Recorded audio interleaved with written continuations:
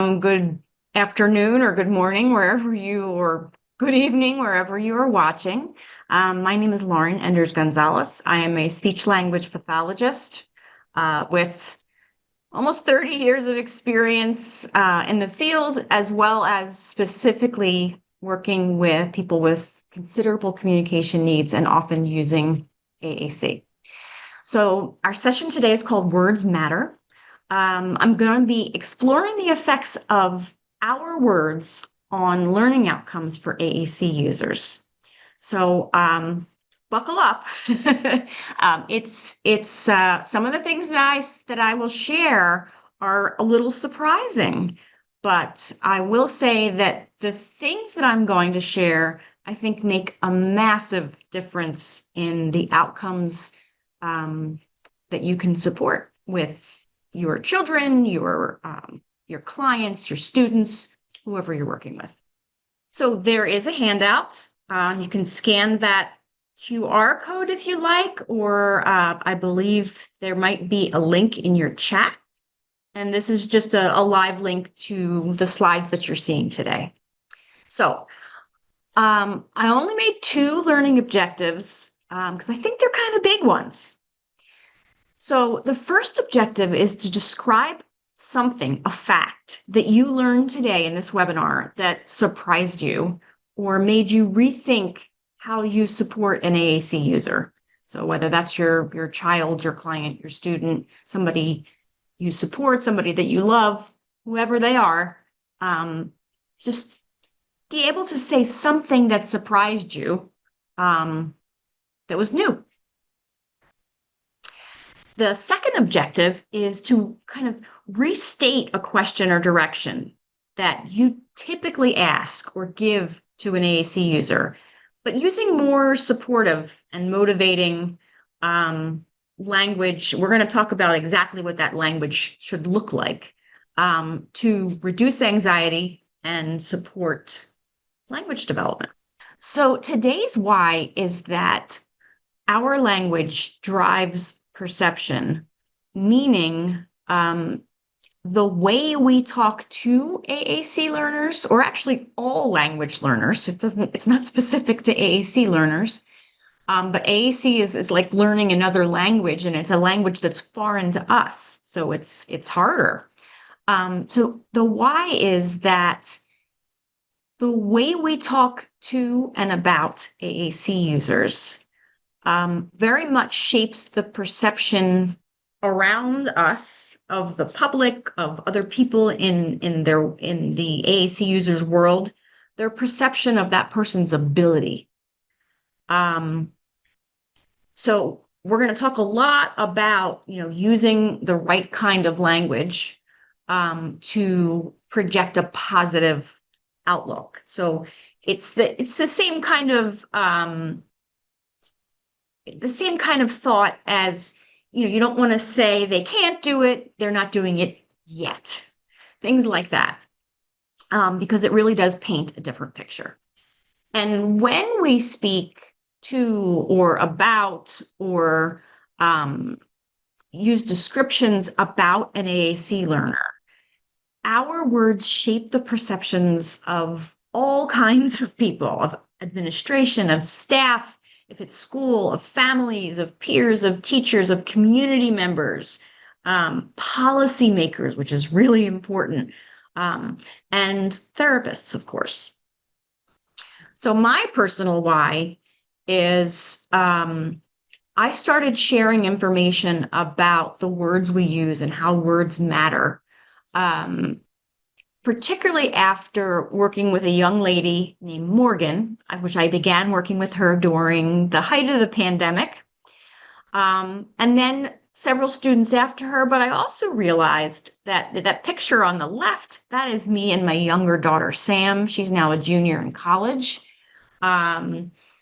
She's a very bright young lady, but she definitely has some, unique personality traits and is neurodivergent. And I realized that when I applied the changes that I was learning with Morgan and Zach and Gavin and Chase at home with my own typically developing daughter, though, neurodivergent, there was a dramatic change even in our relationship. So I really, really believe strongly in the things that I'm going to share just in general for building relationships. And building relationships is what we really need to do. So our first challenge is that most of us have been taught to describe an AAC user using weakness or deficit-based language. So weakness-based or deficit-based language is language focused on what the AAC user can't do. And this is really kind of the way that our world works in general. We identify the weakness, we identify what they can't do, we identify what's not happening, and then we set our goals and we work towards them. So there might be a statement like, he has a limited attention span. And you'll see there's a little graphic at the bottom that says what we do. I want to assure you that all of these types of statements and the language is something that is globally used. It happens in every country. It happens in every setting. It's kind of the way the world is working right now. So this is going to be a bit of a bold challenge, but I know that you are all up to this. If I could do it, if I could kind of swap my language out and change it, I think anybody can. So he has a limited attention span as an example. He shows no motivation to use his AAC is another example. Her intellectual disability prevents her from participating in social conversations. He has poor social skills. So what these things do is they end up reflecting assumptions about that person's limitations or things that they are not competent in. And it kind of gives a suggestion often that they're not going to be competent. But what it's not doing when we just focus on the weaknesses, what it's not doing is reflecting any of their strengths. And it's not using inclusive language, which is something I think we all need to start doing so we talk about AAC users in many places with many different people. So it's, of course, we talk about our children or our students in conversations with family or in reports, whether we take somebody for an evaluation. It could be just a conversation with a professional, a therapist. But what we do is we talk about AAC users, unfortunately, many times in front of them and don't realize we're so focused on helping, on getting that information to that professional or sharing that information with that family member because we're afraid they're going to melt down and we want to give that information.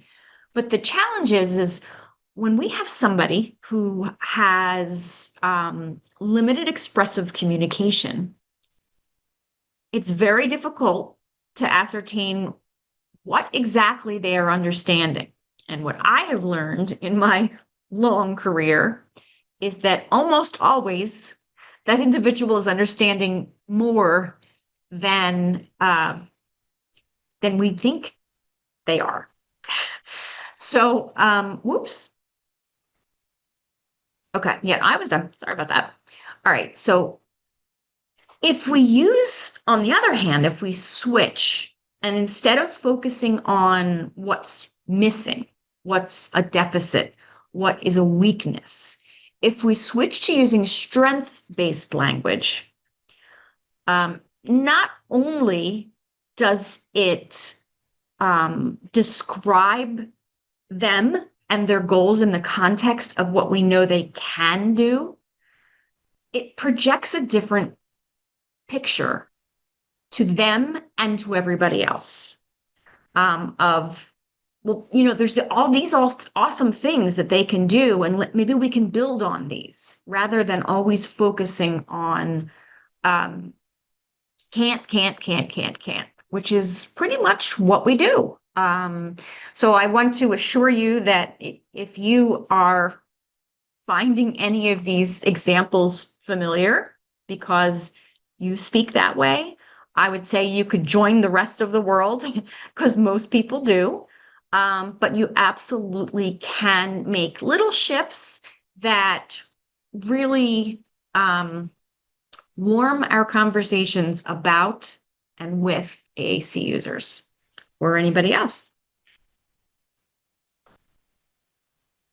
It's gone the wrong way. Ah, so what this is all about is I think that we can launch momentum in the right direction for AAC users and ourselves, whether we're parents or professionals or support staff or other communication partners. And this recipe, it says recipe for success, mix well, and then there are 3 ingredients. When I read this, I realized that what I had changed when I worked with students one-on-one during the height of COVID, what was different that I was doing than what maybe the rest of their team was doing that I noticed had a real effect were these 3 things. So I was super excited when I saw this graphic on Twitter or X or whatever we're calling it. When I saw this graphic on Twitter from Julie Woodard, and it's mix well, empathy. So when you understand and share the feelings of other students or children that making them feel loved and cared for and valued, your energy. I think that we're all very, very tired and life is really, really hard.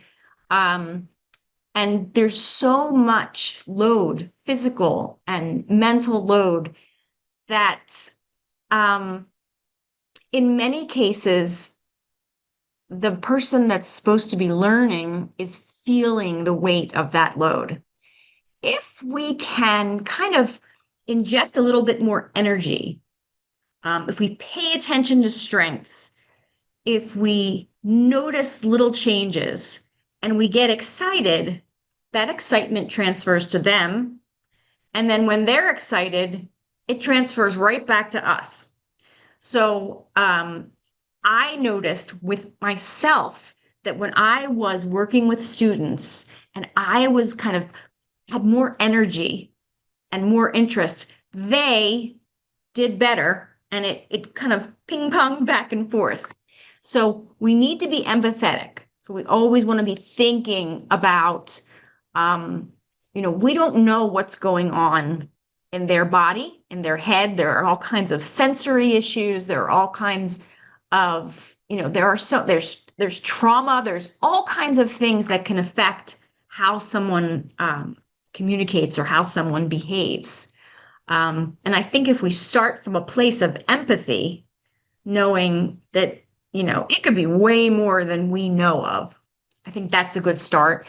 We want to up our energy level because they respond. So a lot of times I'm noticing that when people are working with their children or their students or their clients, it's not so fun and there's not much energy.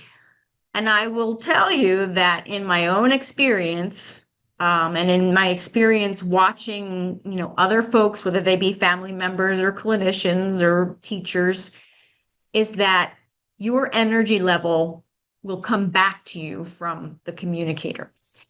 And then the last one is something that I definitely see kind of fits with my personality, which is exhilaration.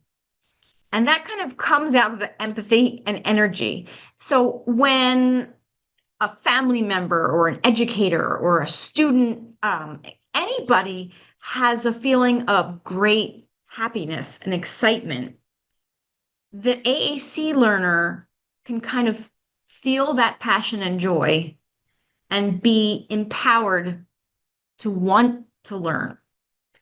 So these seem maybe kind of abstract, but I believe that a mix of empathy, energy, and exhilaration does incredible amounts, even if you were not to change what you were doing that much.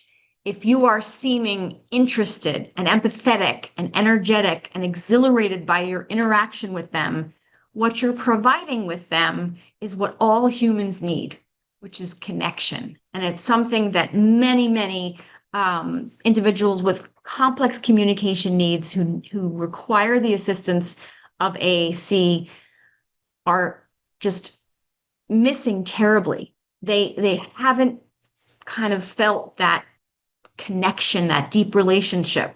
And without that, it's disjointed, and we may have all kinds of effects, including behavior, things like that.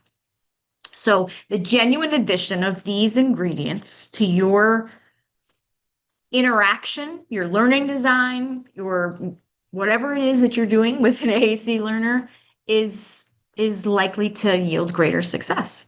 So yes, the way we describe AAC users to others and with others definitely has a big impact on how people form initial judgments, set goals and expectations, and interact with AAC users.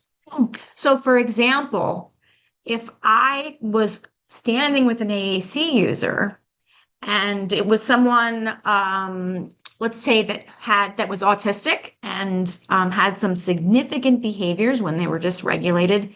If I said, "Oh, well, if he does this, if he starts to scream," and I started explaining, what they do, and I am kind of setting up an expectation that, like, you better watch out for this person, and we're not expecting a whole lot. They hear that. And it has way more effect than we ever realize. But there's a second challenge. So have we really thought about how we talk to our AAC users? And this is where I really want to focus today. This is a graphic that I actually created myself. There's a really cool app called Shape That, where you can create word clouds, but you can import graphics. So it was a little sad in that I was importing a dejected, sad child to make this, but I thought it spoke volumes, because if you look at the examples here, this is what we say globally to AAC learners. Ask me for more, say I'm sorry, what's your name, touch your nose, find chip, how many, touch go. That's not a cat, that's a dog. Say more goldfish, please. Ask, use please or you're not going to get one. All of these kinds of things are pretty much what we say all the time. And they don't really go away as an AAC user gets older. We're still saying them the same way. So in my experience, which is almost 30 years in the schools, full-time, working as a speech language pathologist and an augmentative communication consultant, what I found was these types of statements or questions never changed regardless of the age of the child, because I was working in a pediatric kindergarten to the end of high school, 12th grade. They never changed. What I was hearing in kindergarten is the same thing I'm hearing spoken to an AAC learner when they're about to age out at 21. So this is a challenge because it is so firmly ingrained in just what we've always learned to do. But what I want you to do is that empathy part that was the beginning of our recipe is put yourself in their position in your mind. And if you were being told, what's your name? Find Chip, say potty, use your words. What's this? Tell me this. How would you feel? Would you want to communicate? And I know that from my own perspective, when I put myself in their position, the first thing I would do is run.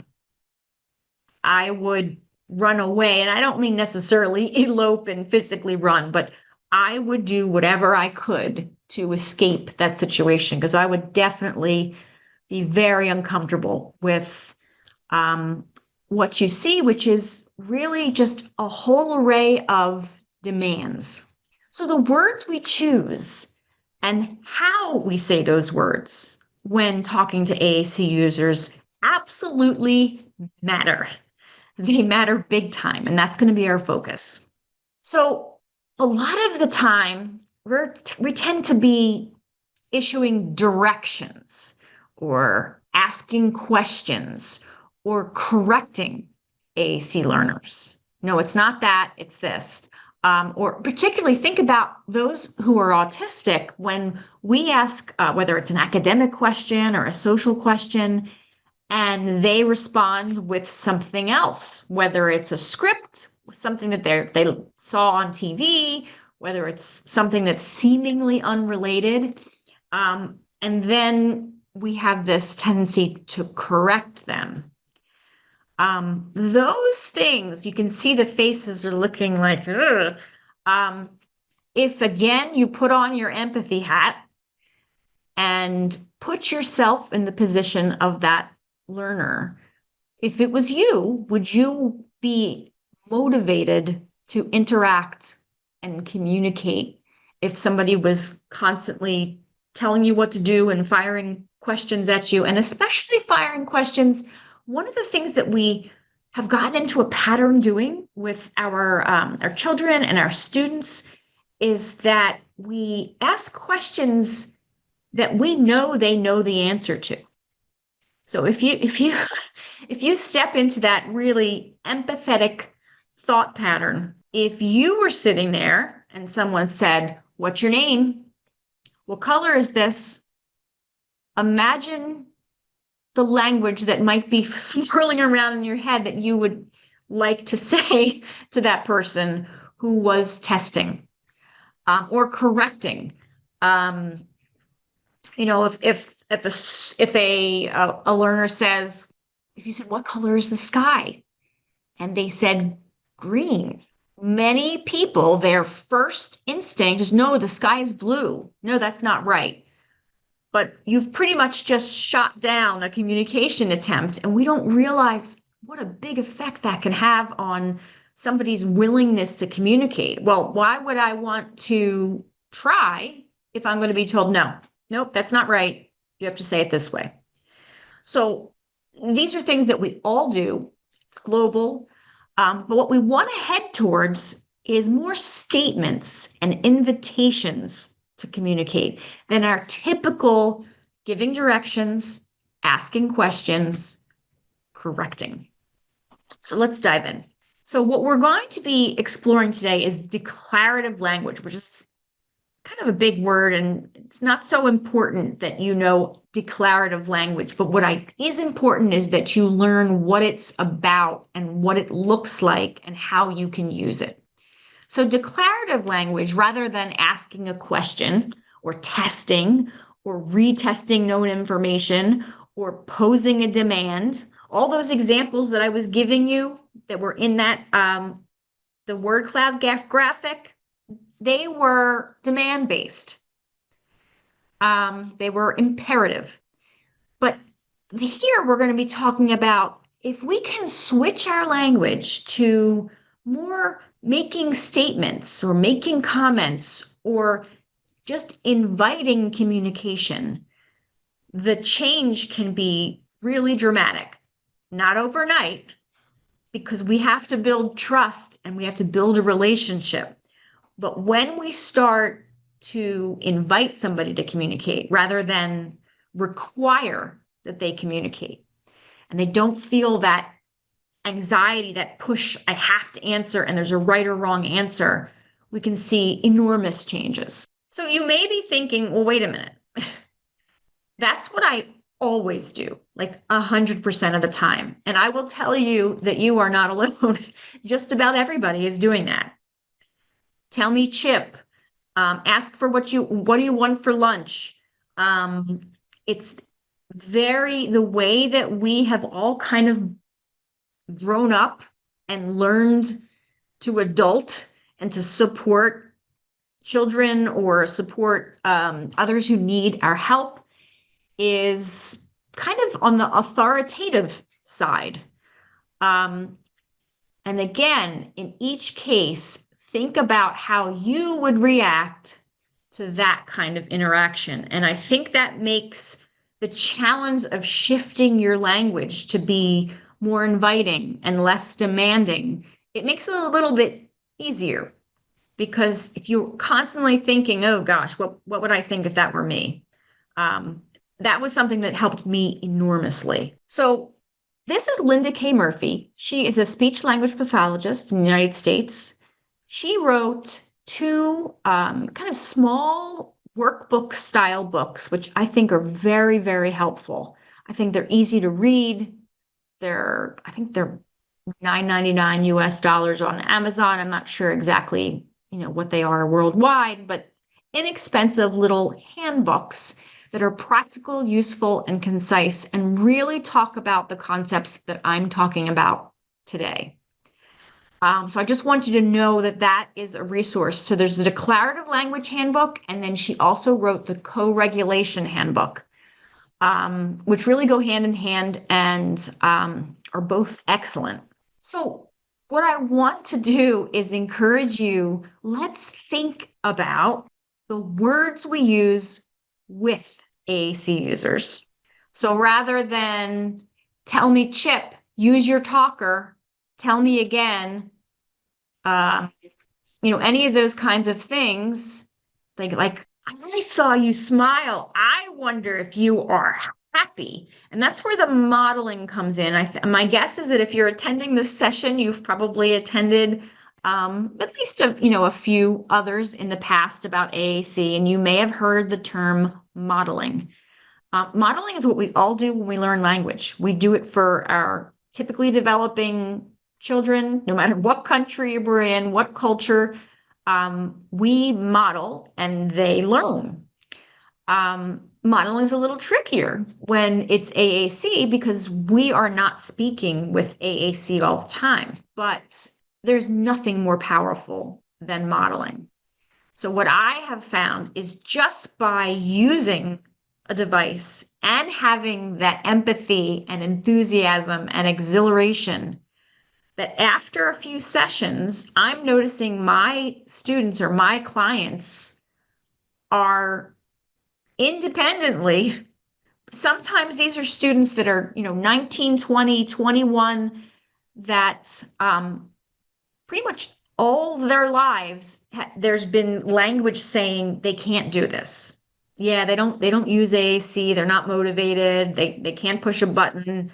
I've now had kind of a string of students or clients that I've worked with where that ends up being completely false. And what the challenge was that they didn't have anything to rise to. And they were just being tested all the time. So the words we use with AAC users, what our body language says, this is even something, life is hard. The requirements of adulting are hard, and there's no getting around that. And sometimes there's no getting around that kind of showing on our face when we're just really frustrated. But if we can even make small shifts to show our interest and our desire to communicate with someone through our body language, leaning toward them, really looking and listening. One of the things that I think made the biggest change in my interaction with AAC users in the last few years, and again, I've been doing this for almost 30, I really feel that I didn't get it. I didn't do it the way that it should have been done. until around 2020, that I was doing the same kind of testing, um, asking questions, sometimes asking questions that I knew that they knew because they've answered that before, but I'm asking again. So all of those things. But what I realize is that if I kind of lean in and I pay attention to what they seem at all excited about or even upset, and I then talk about it.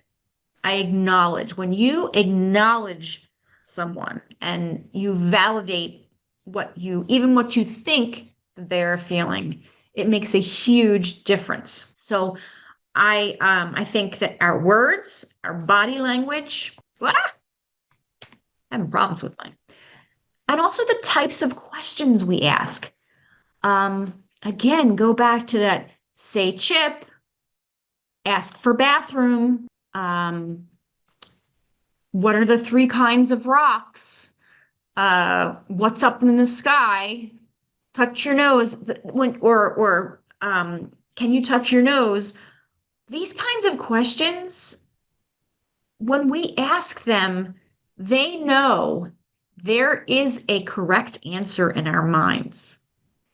They know.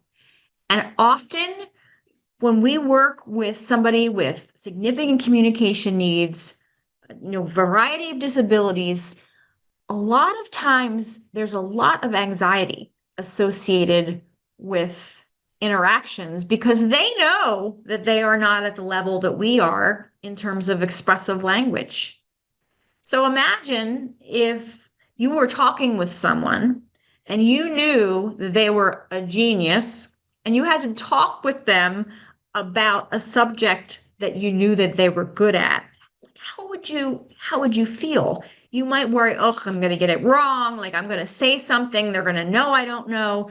I really think this is what happens with AAC learners because they're starting out with a kind of more anxiety. And then we tend to fire questions nonstop or give directives. So the power that we wield with our words, our tone, and our action is massive. I have no idea why it's going backwards. Just in case you didn't see it the first time, I think this illustrates it a little better.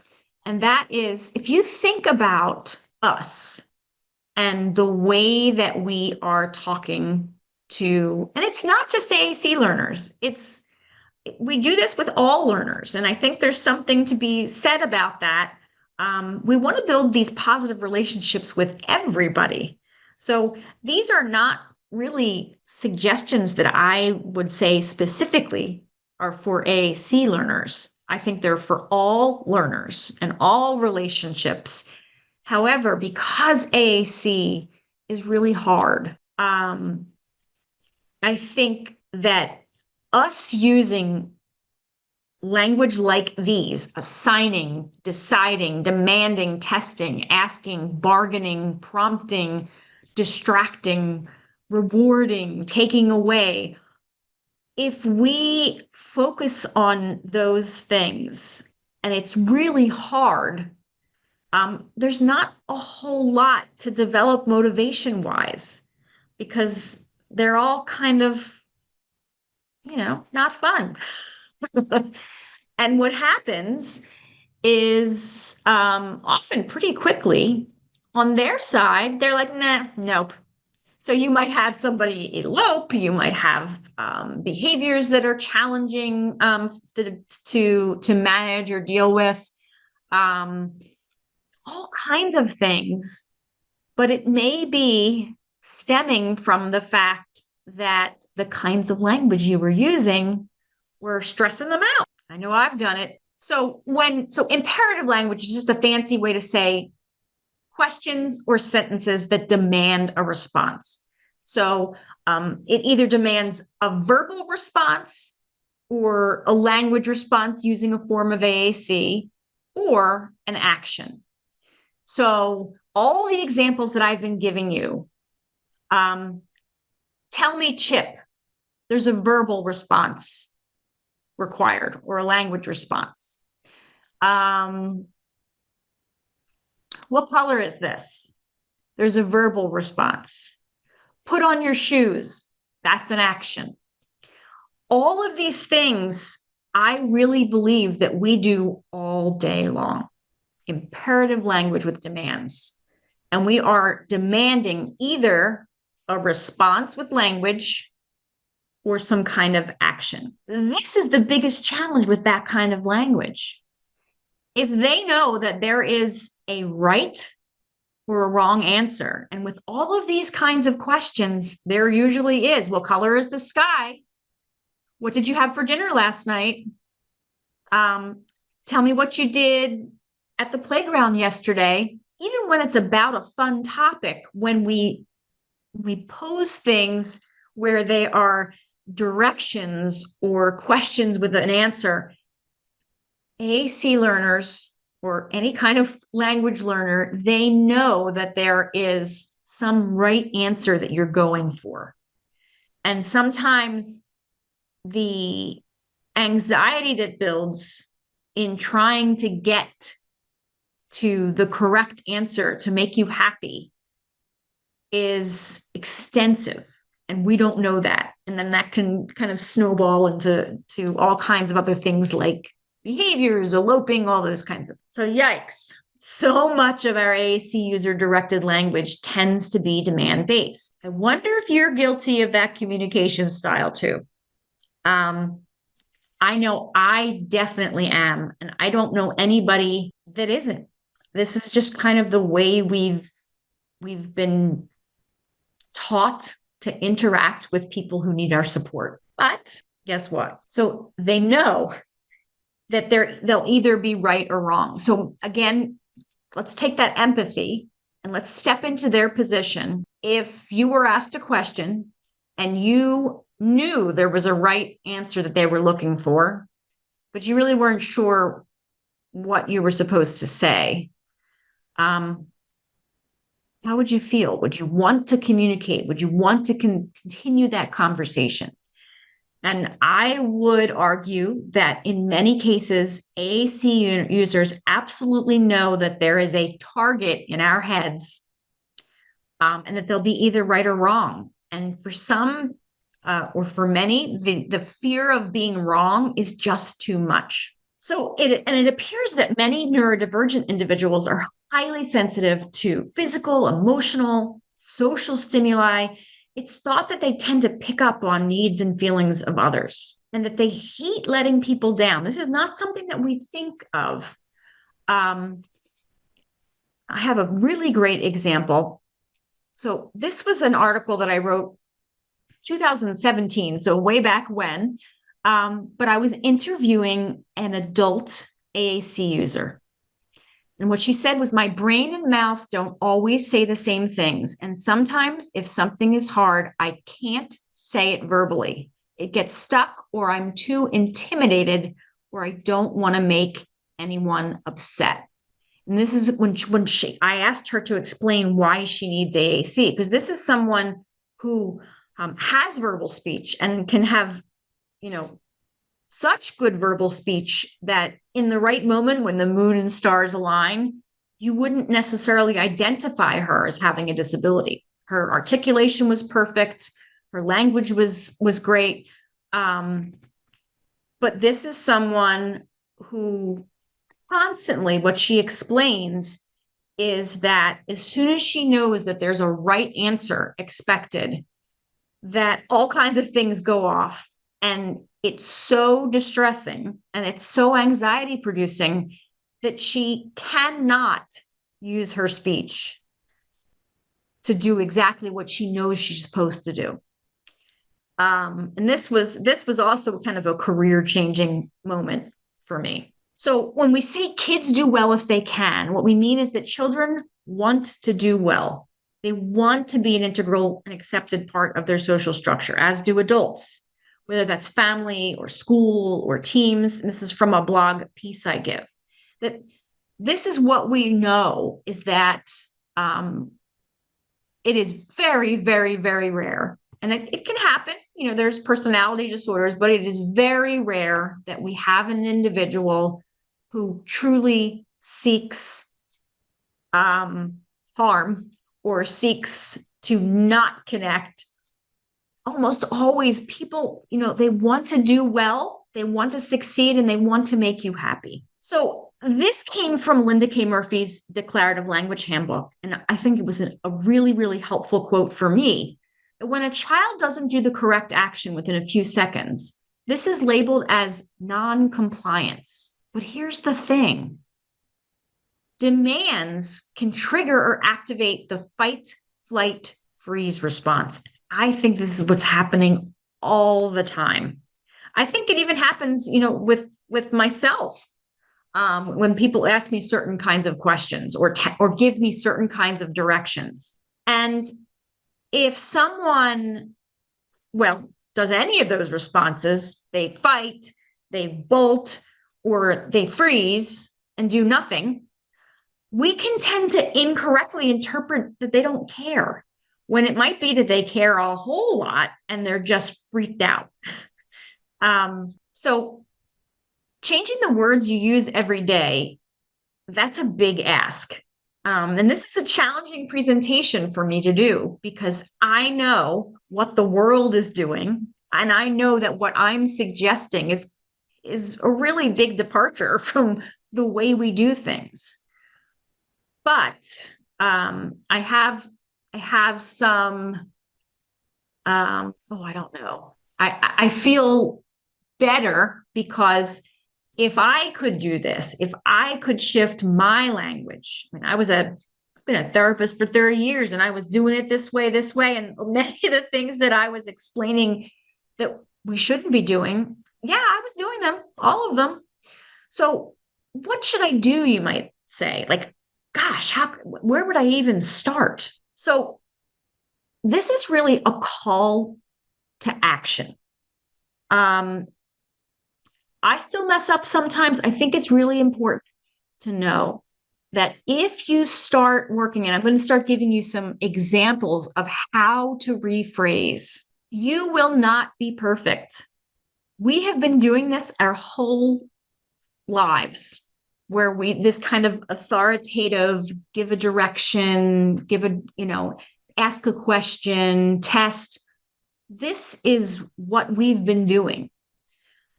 It will not completely go away.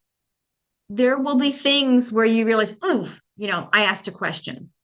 But I'll give an example that when I am working with a student, I will ask questions. Well, what color do you think this is? I still do it because it's something I've done my whole adult life.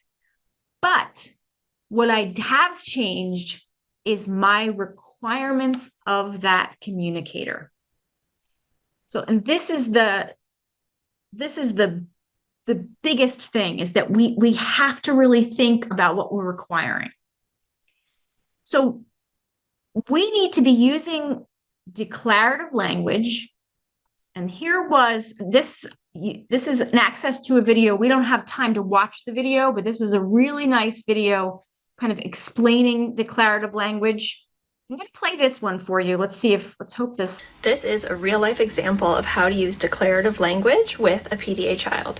So this morning I was making my son's lunch and I noticed his Right. Before we start with that, she says a PDA child. What she means is a child with demand avoidance, which many, many individuals who are on the autistic spectrum and with other disabilities have a really strong reaction to anything they perceive as a demand. So don't worry about her calling it PDA, but just kind of listen to her example. Tupperwares from the day before were completely full. So I went over to him, and what I would have said before is, why didn't you eat your lunch, right? But instead I said, I noticed you didn't eat your potato chips. He said, I don't like them. I said, okay, I can give you popcorn. No, I don't like popcorn. I can give you pretzels. Yes, I want pretzels. Okay, so what I'm doing here is I'm switching to declarative sentences. I can do this. I notice this, instead of direct questions like, what do you want to eat? Or imperatives, you have to eat your lunch, right? And both of these examples were preempting the threat response by not allowing the child to lose autonomy. That's Casey Ehrlich, who I follow on Instagram. And I think that she does a beautiful job of providing examples of how she rephrases something. And a little bit of background on her. She's a clinical psychologist. She has a child who is autistic, or at least neurodivergent, and struggles significantly with any kind of demand. And she has learned to kind of rephrase and restate and redo the way that she talks to her child, just to really help him develop his language, help him want to interact with her. And she shares all of those tips. So Casey Ehrlich is a great one to follow. We only have a few minutes left. This is something that I think is really, really important, that we don't think about. And it's kind of heading back to that empathy part where, put yourself in their position. I think we're so stressed out that life is so hard and we have so many responsibilities. And then we're faced with the challenging situation of supporting someone who has a lot of struggles communicating, that we miss the fact that the way we talk to them and the way we talk about them really, really can cause significant challenges or trauma or damage. Not that we ever mean to do that. I'm certain that I've done that in my lifetime. But this is from Sarah Moore. She says, sticks and stones can break my bones, but words will never hurt me. And then she's like, wait, yeah, they will. When people feel emotional pain, the same areas of the brain get activated as when you feel physical pain. So words matter to our brains and our bodies. And I thought that was a really, really helpful kind of way to look at it. So, in 1 hour, I really wanted to give you an introduction to look at this. This is what you're probably doing. I know I was doing it, and I still do. I have to catch myself. But there are ways to kind of shift. So if you were saying, say chip, you might shift to, oh, I see a chip. That makes me hungry. And then when you say chip, you might tap chip on their communication device or on their communication board or whatever they're using. But you're not saying, say chip, tell me chip. And when you hear chip, say it again. Instead, you're saying, oh man, that chip looks good. I know you usually like chips. But then not moving forward and requiring a response from them. This is the biggest thing I think that gets us into trouble, is that we make language a task. And again, they know there's a right or wrong answer. So this was an example of a podcast episode that you can refer to with Linda Murphy, where she goes into a lot more detail about examples and how to do this. But what I really wanted to do was kind of set the mindset change of like, oh my gosh, what we're doing all the time, it is headed in probably a direction that we don't want to do, that we should be really starting this challenging but powerful shift. So it's time to retire instructional practices or interaction styles that don't foster empowerment and exhilarated moments. So we want to be focusing on, oh, I noticed that you did, like, be positive, be exhilarated, be energetic, all of those kinds of things, and you will get it back. It's pretty amazing. So declarative language is also, let's see, 53. Okay. So declarative language is also something that many people with either cognitive impairment or, who are neurodivergent or, all kinds of disabilities, they may need the explicit nature of declarative language. So you are saying, if you say, what color is the sky? you're asking a question, you're testing them. If you change that to declarative language, and you said, "Oh, I see this. I see the sky looks beautiful. It kind of looks blue to me." And then you stop there. You do not say, "Tell me what color the sky is." It's that point where we shift to making them do it, which often sends them running or behaving in a way that is challenging for us. So always start in your head. Wait, was that a demand? You will do it all the time in the beginning. And this was not a course in exactly how to do this, but it's really, this is the start to really changing your mindset and thinking, wait, there may be a better way to interact. It may be the way that I interact and I've watched everybody else interact. Maybe that is not providing the best support for my language learner. So this was a chart that Linda K. Murphy posted, and she talked about less direct statements and more direct statements. So all of these are statements. So this isn't questions. This isn't carry a bag inside. It's, oh, mom is carrying heavy bags. But what she learned and what the field has learned is sometimes they need even more information. Why is she telling me that? Mom is carrying heavy bags. I think it'll help her a lot if we hold the door open. I'm happy to do it, or you could. So what you're seeing there is you are not placing demand on them. You're providing a lot of explanation of the why, of the what you need and the why, but it's in that moment, they don't have to do it. And what I find is tremendous change. I had a student, Gavin, who wouldn't really do anything because little did I know that everything I was saying sounded kind of like a demand to him. But when I started changing, so for example, if I brought a new activity when working with Gavin, it used to be that, oh, look, I brought this game. It's so cool. Do you want to play it? The answer was always immediately no, even if it's something that he really was interested in. And what he was responding to was my question. It was too much stress, caused too much anxiety, not doing it. So a perfect example is I played with Gavin with an iPad app that was art-based that he really liked when he worked with me. I told mom about it.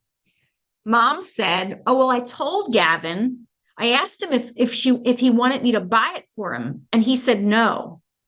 And I said, "Well, think about this. Just asking him if he wants it, maybe sending him into anxiety. I have to do this. I have to say the right answer. So maybe say instead, oh, I heard from Miss Lauren that you really like that app. So I downloaded it on your iPad. It's on the second screen. You can check it out if you want." But then being very, very careful not to say in that moment, "Okay, let's go look, let's do it." Always kind of make certain that, have I ended on a requirement or a request? And if you have, then that's the thing to work towards next.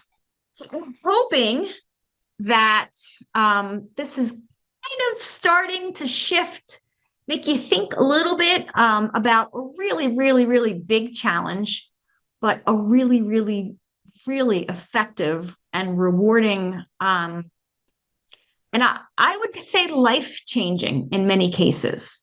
That once someone feels validated and that you really want to talk to them and they feel listened to and they don't feel pushed or demanded or directed or corrected, I've seen dramatic life changes. And, students who are 19 have never had communication, and suddenly when they feel heard and they feel listened to and they feel not pressured, develop all kinds of language, become much, much, much more competent AAC users.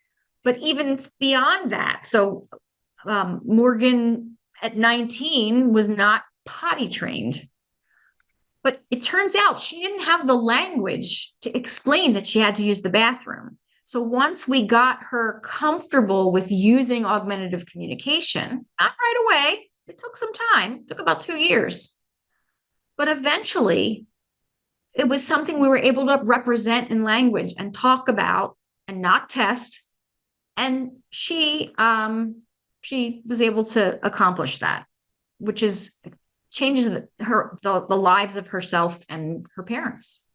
So I want to thank you for joining me. Thank you for hanging in through this kind of challenging conceptual discussion, because it's a real departure.